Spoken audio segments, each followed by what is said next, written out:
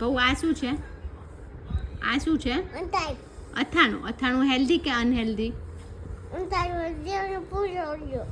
અથાણું હેલ્ધી, પૂરી હેલ્ધી. પછી રોટલી શાક હેલ્ધી. પછી બિસ્કિટ બિસ્કિટ અનહેલ્ધી.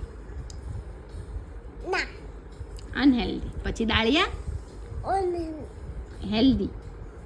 દાળિયા હેલ્ધી. પછી પછી પછી દાળ ભાત કેવા? હા એટલે હેલ્ધી કે અનહેલ્ધી? હેલ્ધી. એનાથી તો તાકાત આવી જાય. પછી બીજું શું આવે? હેલ્ધીમાં શું આવે? ફ્રૂટ્સ ફ્રૂટ્સ બધા હેલ્ધી. પછી પાણીપુરી નો, પાણીપુરી અનહેલ્ધી.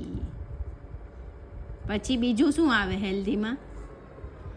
પછી બધા શાકભાજી, ફ્લાવર, બટેટા, ટમેટા, એ બધું હેલ્ધી કે અનહેલ્ધી? ભાવ્ય, બધા શાકભાજી હેલ્ધી કે અનહેલ્ધી? હા, પણ એમ નહીં, શાકભાજી બધા હેલ્ધી કે અનહેલ્ધી? નહીં, શાકભાજી તો બધા બહુ હેલ્ધી. ટમેટા, ગાજર, દૂધી, પછી રીંગણા, પછી બધા કઠોળ, મગ, હા, મઠ, એ બધું હેલ્ધી કે અનહેલ્ધી? હેલ્ધી.